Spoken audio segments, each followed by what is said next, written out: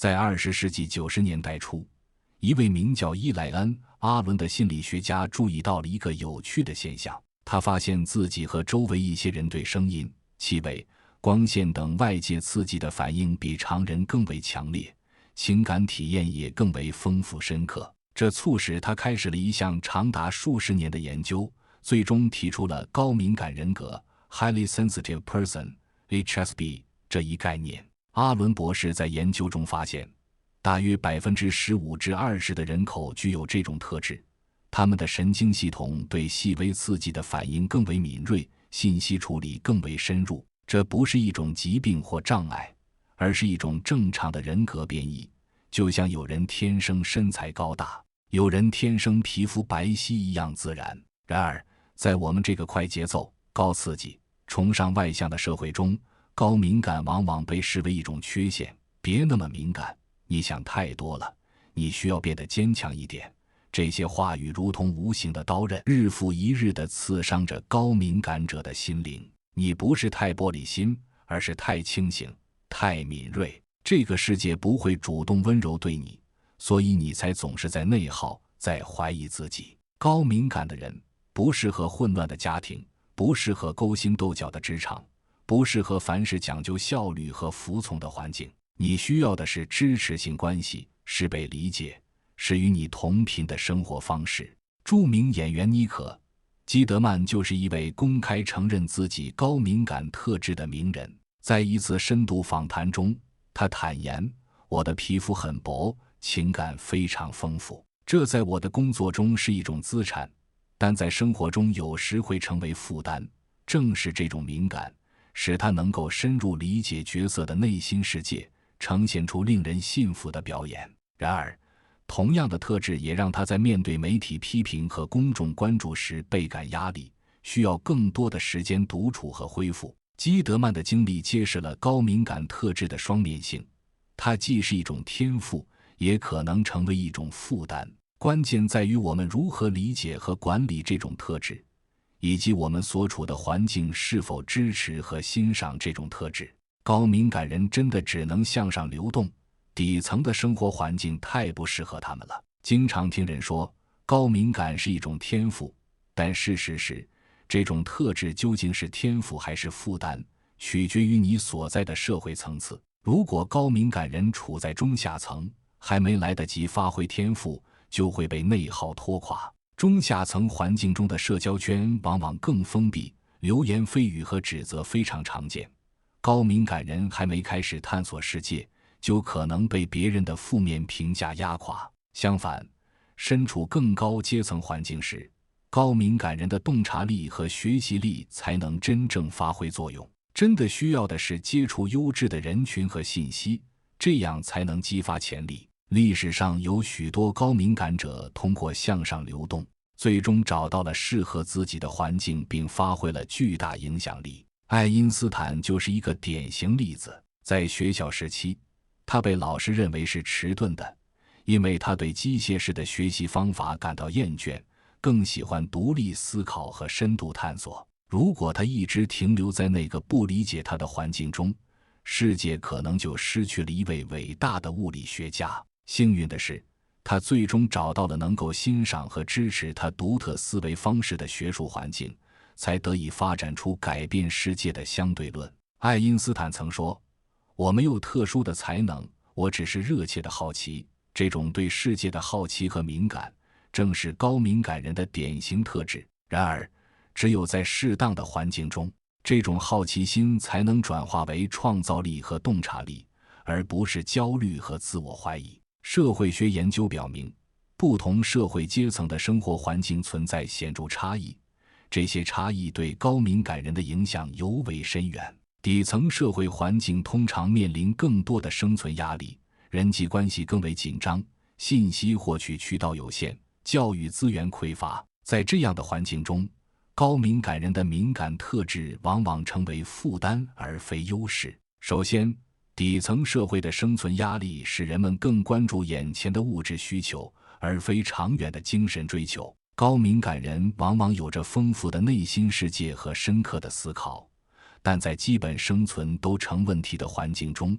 这些特质难以得到重视和发挥。正如马斯洛需求层次理论所示，只有当基本生理和安全需求得到满足后，人们才会关注更高层次的归属、尊重和自我实现需求。其次，底层社会的人际环境往往更为封闭和固化。研究显示，社会经济地位越低，人们的社交圈越小，信息来源越单一。在这样的环境中，任何与主流不同的特质都可能成为被排斥的理由。高敏感人的独特思维方式和行为模式容易被视为异类，成为流言蜚语和批评的对象。这种持续的负面评价会严重损害高敏感人的自尊和自信，导致他们怀疑自己的价值和能力。再者，底层社会的教育资源和信息获取渠道有限，这使得高敏感人难以找到理解和支持。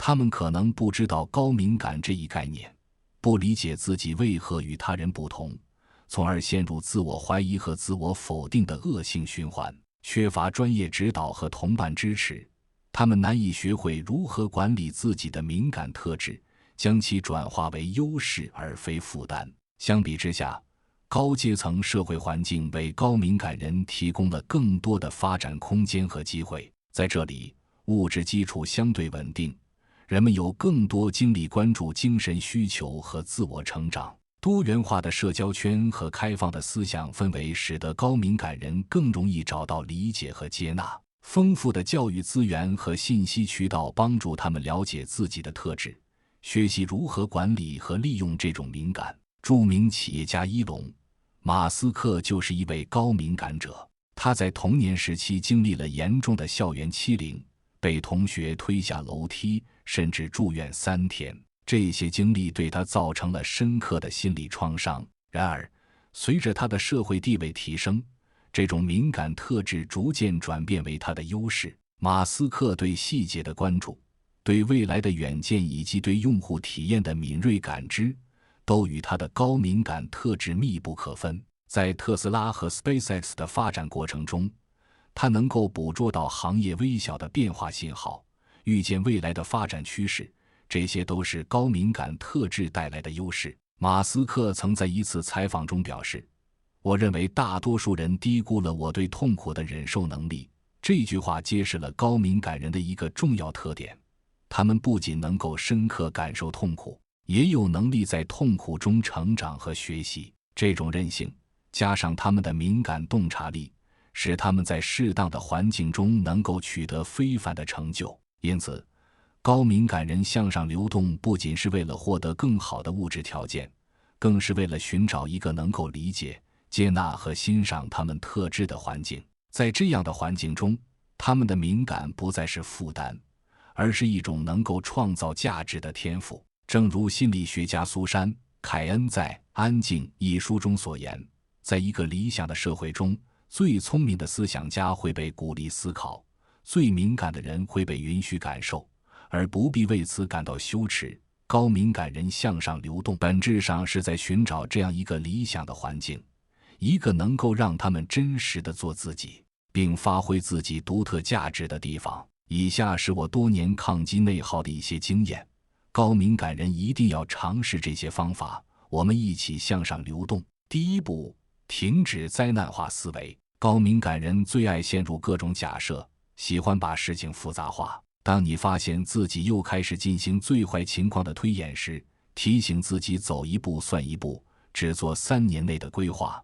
当下解决的问题就不要浪费时间去想，给自己留点轻松的空间。灾难化思维是高敏感人最常见的思维陷阱之一。由于处理信息的深度和复杂性，高敏感人往往能够预见到各种可能的风险和问题，这本是一种生存优势，但在现代社会中，这种能力却常常导致过度焦虑和内耗。认知行为疗法创始人阿伦·贝克博士指出，灾难化思维是一种认知扭曲，它使人们倾向于预期最坏的结果，并且认为自己无法应对这些结果。这种思维模式会激活大脑的杏仁核，触发战斗或逃跑反应，导致身体处于持续的应激状态，消耗大量能量，影响身心健康。J.K. 罗琳、哈利·波特系列的作者曾经历过严重的抑郁症，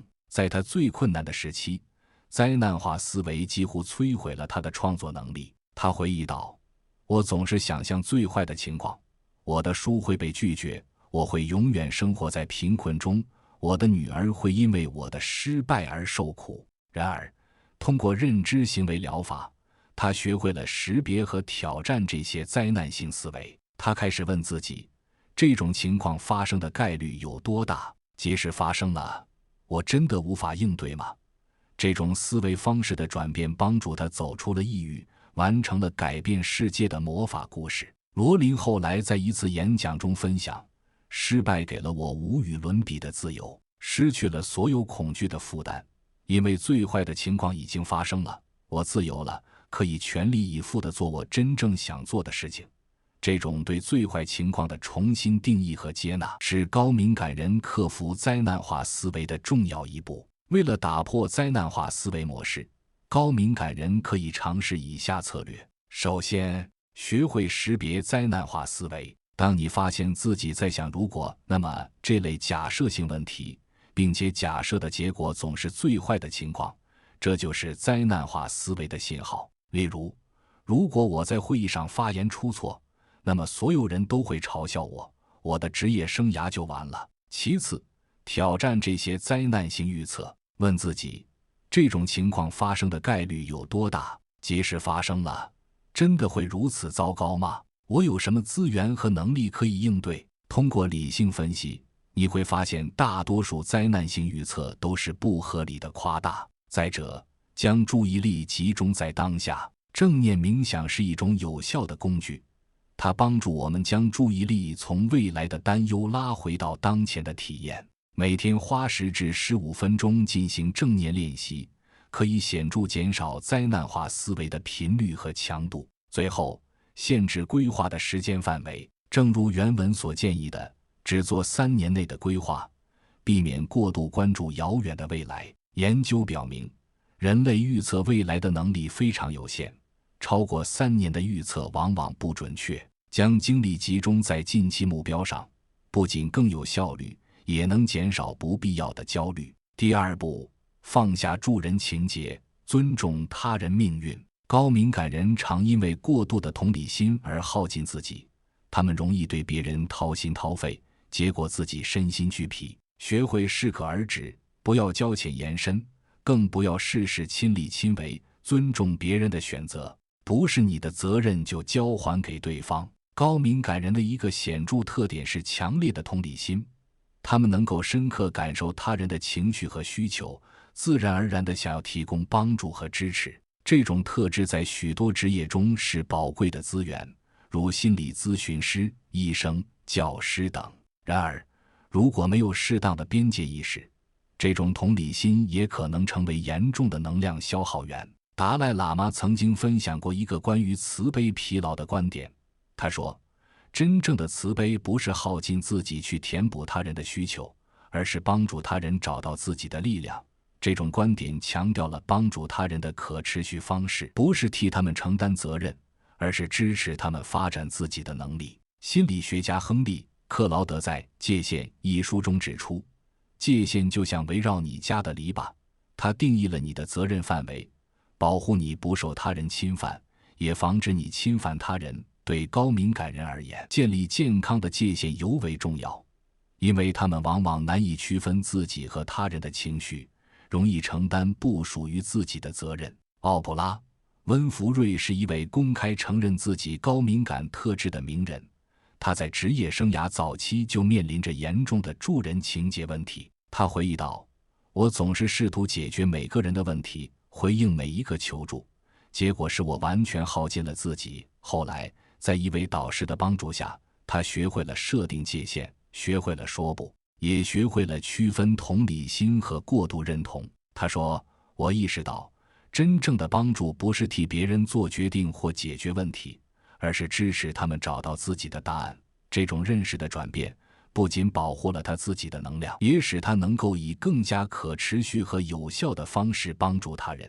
第三步，找一个清晰的目标。目标就是高敏感人的导航仪，没有目标的生活很容易被周围的噪声影响。早上醒来时，把自己的阶段性目标默念3遍，提醒自己我为什么要出发，不管外界如何扰动，记住自己的方向。高敏感人由于对外界信息的高度敏感，容易被各种声音和观点所影响，导致方向感丧失和决策困难。一个清晰的目标就像灯塔，在信息的海洋中为他们指明方向，帮助他们过滤无关信息，集中精力于真正重要的事情。目标设定理论的创始人埃德温·洛克通过大量研究发现，明确的目标能够显著提高个体的专注度、持久性和绩效。对高敏感人而言，这一点尤为重要，因为他们往往容易被各种可能性和选择所困扰，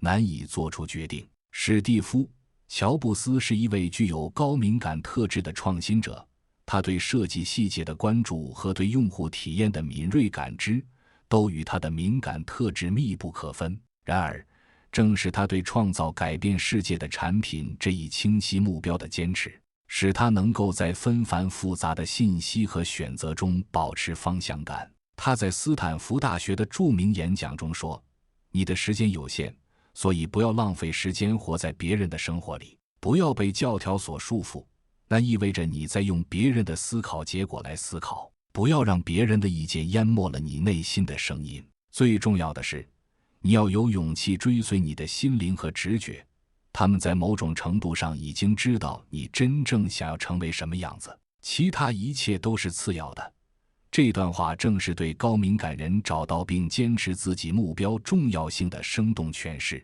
设定有效目标的第一步是确保目标是具体的、可衡量的、可实现的、相关的和有实现的 SMART 原则。例如，与其说我要提高英语水平，不如说在未来6个月内，我要通过每天学习30分钟英语，达到能够流利阅读英文小说的水平。具体的目标更容易转化为行动计划，也更容易追踪进展。其次，将长期目标分解为短期目标和日常行动。高敏感人往往能够设想宏大的蓝图，但可能在执行细节上感到困难。通过将大目标分解为小步骤，可以减少压力，增加成功的可能性。每完成一个小目标，都会给你带来成就感和动力，推动你继续前进。再者，定期回顾和调整目标。目标不是一成不变的，随着环境的变化和个人成长，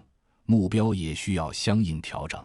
定期回顾目标进展，庆祝成功，分析挑战，必要时调整计划，这样可以保持目标的相关性和激励作用。最后，将目标与个人价值观和优势相结合。研究表明，当目标与个人价值观一致，并且能够发挥个人优势时，人们更有可能坚持并实现这些目标。高敏感人可以思考，这个目标对我真正重要吗？它能够让我发挥自己的敏感、洞察力和创造力等优势吗？第4步，凡事往大了看，别陷入人际内耗。高敏感人容易在人际关系中迷失自己，甚至觉得不喜欢的老师或同学能毁掉自己的生活。但事实是，你完全可以离开这些人，这一生也不可能和任何特定的人绑定。相信这个世界上有适合你的环境和人群，找到属于自己的土壤。高敏感人对人际关系中的细微变化和情绪波动特别敏感，这使他们容易陷入人际关系的纠结和内耗中。一个不经意的眼神，一句随口的评论，都可能被他们解读为深层次的含义，引发长时间的思考和情绪波动。心理学家威廉·詹姆斯曾说，人类最深切的渴望是被欣赏，这种渴望在高敏感人身上表现得尤为强烈。他们渴望被理解、被接纳、被欣赏，因此对他人的反应和评价格外敏感。然而，这种敏感也使他们容易陷入人际关系的泥沼，难以自拔。奥黛丽·赫本是一位被广泛认为具有高敏感特质的演员和人道主义者。她在职业生涯早期就面临着严重的人际压力和批评。然而，他学会了往大了看，将注意力从个人恩怨转向更广阔的世界和更有意义的事业。他曾说，随着年龄的增长，你会发现你有两只手，一只是帮助自己，另一只是帮助他人。这种视角的转变，使他能够超越个人的人际困扰，投身于更有意义的人道主义工作，最终成为联合国儿童基金会的亲善大使，帮助了无数需要帮助的儿童。第5步，年轻时多扛几次风险。承担风险是高敏感人锻炼韧性的重要环节。越年轻越要敢于冒险，比如创业、尝试新事业，甚至承担一些负债，都会帮助你打破自己的局限。只有见识了更大的世界，你才能看清自己的潜力，早日培养商业思维，天地就会显得更加广阔。高敏感人往往对风险和不确定性特别敏感，这使他们在面对选择时更加谨慎和保守。然而，适度的风险承担对个人成长和发展至关重要，尤其是在年轻时期，当失败的代价相对较低，恢复的能力相对较强时。心理学家安吉拉·达克沃斯在研究中发现，韧性 （grit） 是预测个人长期成功的重要因素，而韧性的培养需要经历挑战和挫折。他说，韧性是热情加上毅力，对长期目标的坚持。韧性是持久性，韧性是坚持不懈，即使在失败、逆境和停滞的情况下也是如此。对高敏感人而言，承担适度的风险是培养韧性的重要途径。理查德·布兰森是一位被认为具有高敏感特质的成功企业家。他在学校时期被诊断为阅读障碍，学业表现不佳，但他敏锐的洞察力和创新思维使他在商业领域取得了巨大成功。布兰森的成功秘诀之一就是敢于冒险。他曾说，如果有人给你一个令人兴奋的机会，但你不确定自己能否胜任，请说是，然后学习如何去做。这种勇于尝试的态度，使他能够不断突破自己的舒适区，开拓新的领域。托马斯爱迪生在发明电灯的过程中经历了上千次失败。当被问及感受时，他说，我并不是失败了1000次，而是找到了1000种不能制造电灯的方法。这种将失败视为学习过程的态度，正是高敏感人需要培养的心态。每一次尝试，无论成功与否，都是一次宝贵的经验积累，都让你离目标更进一步。高敏感人的人际关系与边界设定。高敏感人在人际关系中往往面临独特的挑战和机遇，他们能够深刻理解他人的情感和需求，建立深厚的连接，但也容易被他人的情绪所影响，难以设定健康的边界。首先，学会识别和表达自己的需求。高敏感人往往善于察觉他人的需求，但可能忽略或压抑自己的需求。开始练习识别自己的感受和需求，并用清晰、直接但不具攻击性的方式表达出来。例如，我需要一些独处的时间来恢复能量，或这个环境对我来说太嘈杂了，我们能换个地方吗？达赖喇嘛曾说，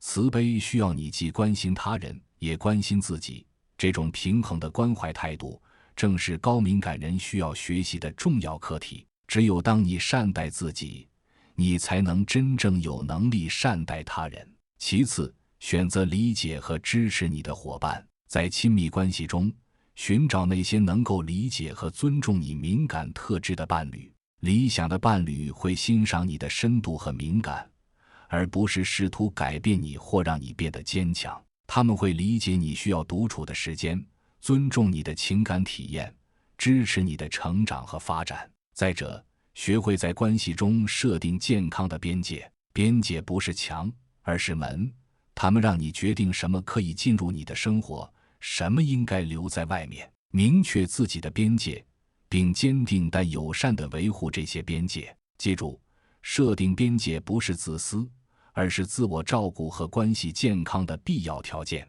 最后，培养支持性的社交网络。高敏感人不需要大量的社交活动，但几个深入、真诚的关系对他们的幸福感至关重要。寻找那些能够理解和欣赏你特质的朋友，与他们建立深度连接，同时也要学会与不同类型的人相处，这样可以拓展你的视野和经验。奥普拉·温弗瑞作为一位高敏感者，他在职业和个人生活中都展现出了卓越的人际智慧。他曾说：“你教会人们如何对待你。”这句话强调了在关系中设定边界和表达需求的重要性。通过清晰地表达自己的期望和界限，你可以教会他人如何尊重和理解你的敏感特质。拥抱你的敏感，找到你的力量。高敏感不是一种需要被治愈或克服的状态，而是一种需要被理解、接纳和善用的天赋。在一个常常忽视深度和细微差别的世界里，高敏感人的存在提醒我们关注生活的丰富性和复杂性，感受情感的深度和微妙。正如心理学家卡尔·荣格所言：“我宁愿做一个完整的人，而不是一个好人。”对高敏感人而言，这意味着接纳自己的全部，包括敏感、脆弱和深度，而不是试图符合社会对坚强和成功的狭隘定义。当你学会在合适的环境中发挥自己的敏感优势，设定健康的边界，保护自己的能量，你会发现敏感不仅不是障碍，反而是一种独特的力量。它使你能够深入理解他人，感受世界的美丽和痛苦，创造有深度和意义的作品，建立真诚和深厚的关系。记住，你的敏感不是弱点，而是你独特的力量源泉。在这个喧嚣的世界中，愿你找到内心的平静，发现属于你的光芒。我是高维认知，今天的内容就到这里。如果你觉得今天的内容还不错，请一定要关注我们的频道，让我们一起每天提升自己的认知水平。